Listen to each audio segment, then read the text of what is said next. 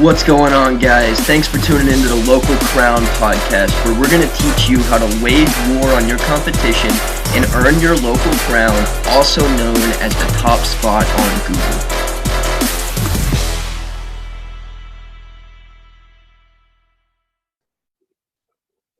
What was kind of your process on getting more clear on your why?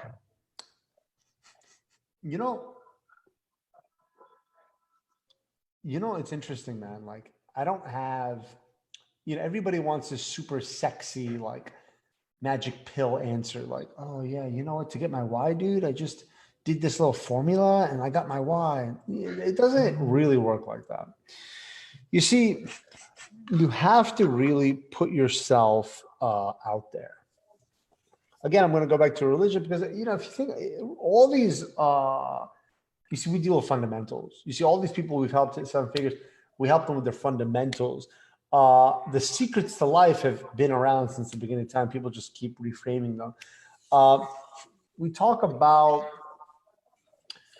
your why. When you run to, for example, I'm just going to, from a religious point of view, when you walk towards God, God runs towards you. And even Socrates, I believe, said that you will find inspiration while you're looking for it. It's not going to fall in your lap. In other words, you got to be actively pursuing the search of your why, right? Now, for me, it took a long time. However, once I cleansed myself of these cylinders that I just explained, it was pretty quick.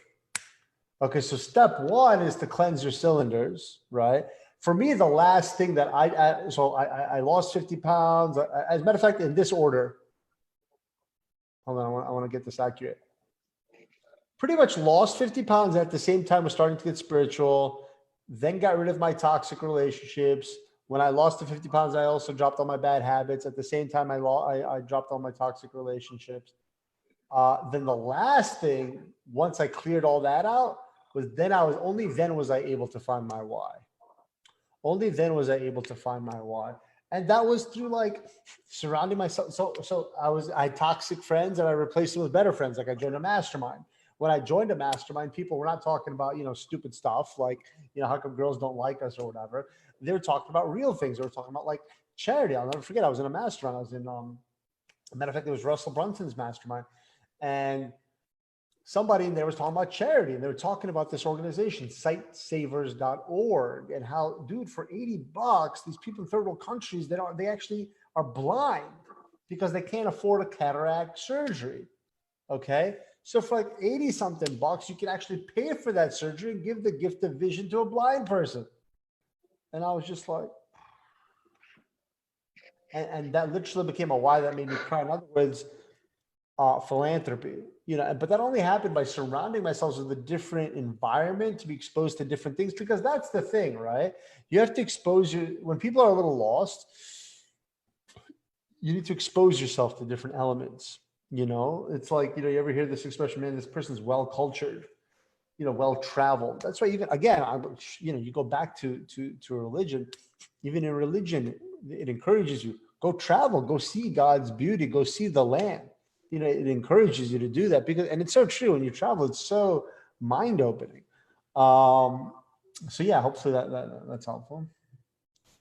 That's very helpful, man. So when I started my journey, one of the biggest things that I dealt with was kind of negative self-talk attached to the fact that I was an addict, and now I'm like coaching people on their businesses and doing all these like things that to me are crazy. Did you deal with that self-talk when you started doing it? Like, how did you navigate that?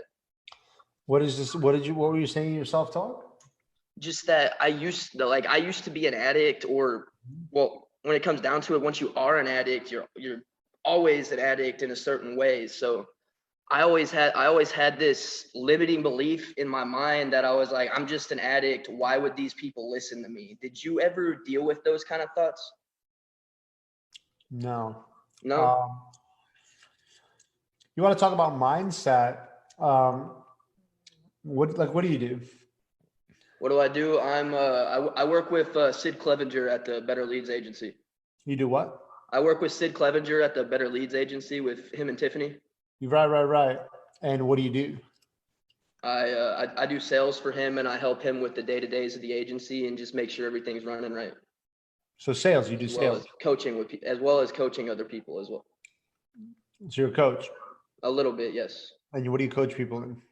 Mostly the sales processes, lead generation processes, and social media and all that. So how are you in sales? I'm decent. I don't really sell for the most part. Like I have a conversation. I try to connect with somebody, and then if they need something I offer it to them. I don't push things. So I don't really try to sell for the most part.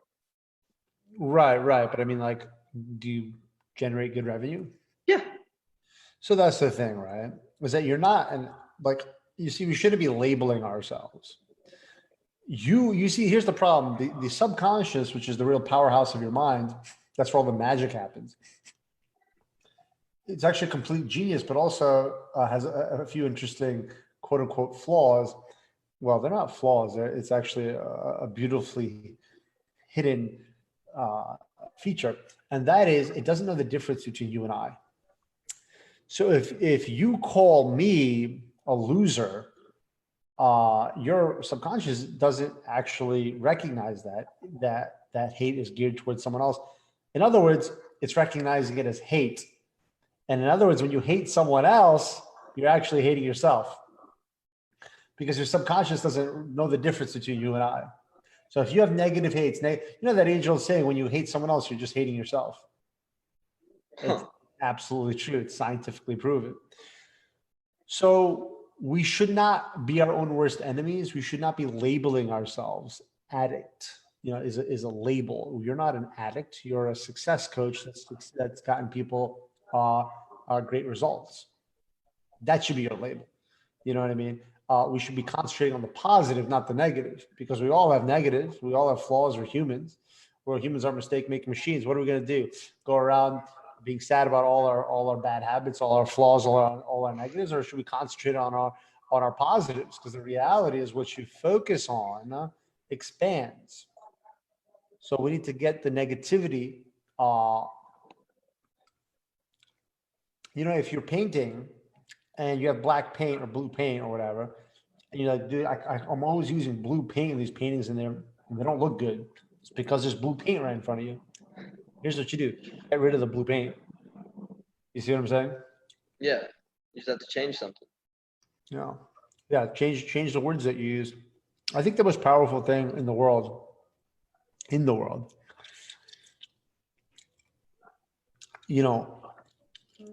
Well, let me ask you this. What do you think the most powerful thing in the world is?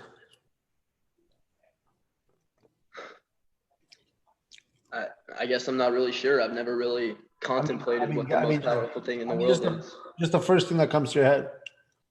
Community. Yeah, look, there's a lot of different answers. There's no right or wrong. I'm just giving my opinion. I think it's words. Well, think about it. With words, you can accomplish anything. With words, you can ask someone to marry you. With words, you can ask for divorce. With words, a judge hands a sentence. With words, you spread love. With words, you spread hate. So I think words are extraordinarily powerful, and people don't realize that either. Because every time I ask them that question, no one ever says words. We have to be very careful which ones we use, because our subconscious is listening very carefully. Not only they're listening, but they're absorbing. So if you keep talking hate, negativity, that's what's going to be in your subconscious, and that's what's going to fester. That's what's going to grow. That makes perfect sense. Thank you.